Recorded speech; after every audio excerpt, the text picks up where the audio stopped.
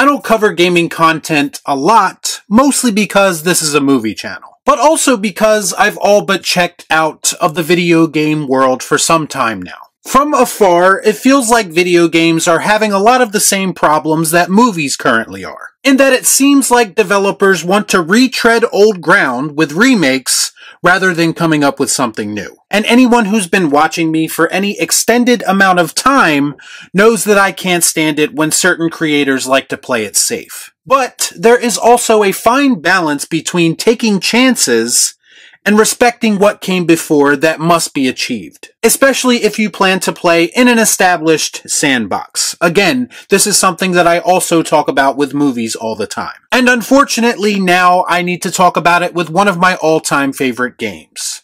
Let's discuss. I watch so you don't have to. All I'm offering is the truth, nothing more. So if I haven't said it before, I'll say it here again.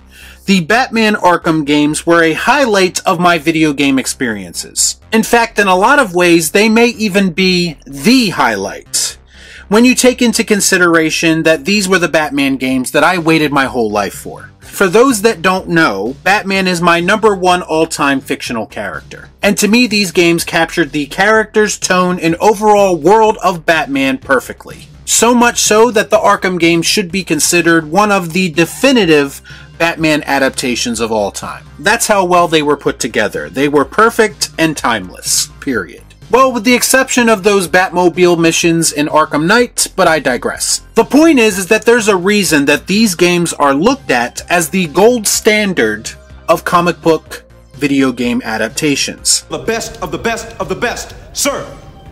Now, for all intents and purposes, Arkham Knight felt like the definitive end to this story. And based on what we know now, it probably should have been. Leave it to a terrible creative team who is more concerned with delivering shock value tactics than they are a satisfying story to ruin what was once looked at as the perfect representation of an iconic character. Now, for those who give a shit, the rest of this video will contain spoilers for the new Suicide Squad game. But if you're anything like me, once you actually hear what goes on in this game, it might actually inspire you not to play it. Be warned, I can see parallels being drawn between this and the backlash that The Last of Us Part 2 received, because it all pertains to making certain creative decisions with beloved characters. In fact, this might actually be worse than The Last of Us, because we actually spent more time with this character. Why do these things always happen to me? So at some point during the new Suicide Squad game, the Arkham game's incarnation of Batman meets his unfortunate demise. Now, the entire scene is available online if you choose to suffer through it yourself, but to sum it all up, Harley Quinn gives a weak-ass monologue right before she blows Batman's brains out. Now, I can hear the apologists already.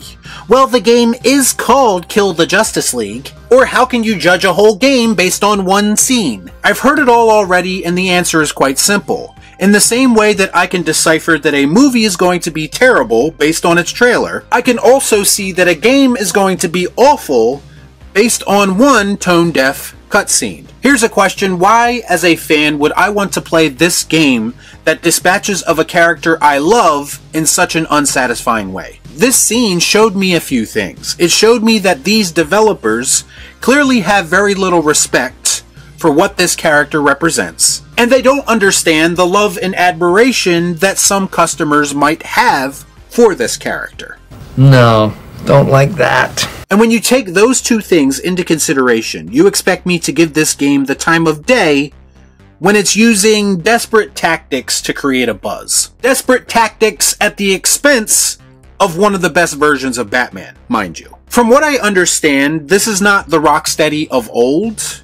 This is a whole new creative team, and apparently it shows. Now, some might say, who am I to say that these people can't tell the story they want to tell? Well, I think it's a story that a lot of people aren't interested in seeing. And when it comes right down to it, they didn't have to make this creative choice. They chose to. And I believe it's more because they wanted to build their game up by tearing down the Arkham games more than it is they wanted to tell a good story. How many times have we seen outsiders infiltrate something we love and try to contort it into something that's unrecognizable?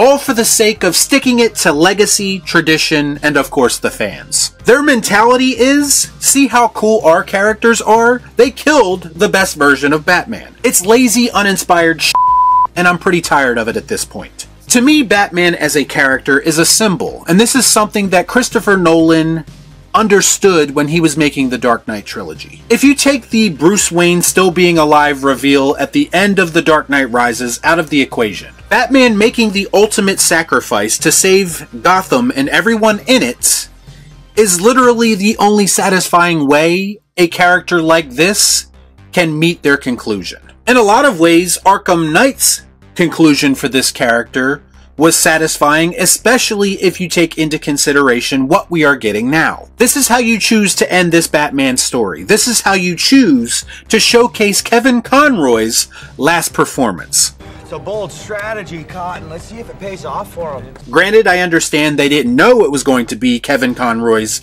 last performance when they were making the game, but when he did pass away, didn't it occur to anyone that it might be a good idea to possibly call an audible? I believe that's the first thing a true Batman fan and someone who respects the legacy would have done. But the people who made this game are clearly neither of those things. From all accounts, it looks like they went out of their way to disrespect the legacy, which is a questionable financial decision.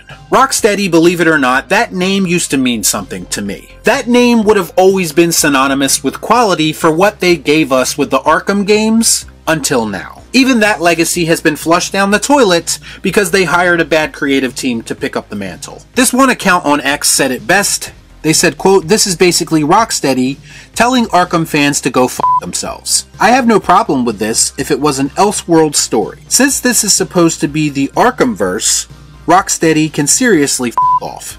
Damn right, that's the only way I work, Cap. You see, these developers and studios want to shove this multiverse down our throat when it's convenient for them. So why not do that in this instance? Say this is an alternate universe, and then you can do all the dumb you want to. You can literally go off. But don't think you have the same freedom when it comes to an established character and universe. If Star Wars, Star Trek, Lord of the Rings, Marvel, DC, and many other franchises have taught us anything, it's that a fan's loyalty can only be abused for so long. These companies are taking our support for granted, and the result is all of these franchises I just mentioned falling out of favor with a lot of fans. And apparently Rocksteady learned nothing from the smorgasbord of examples I just gave you.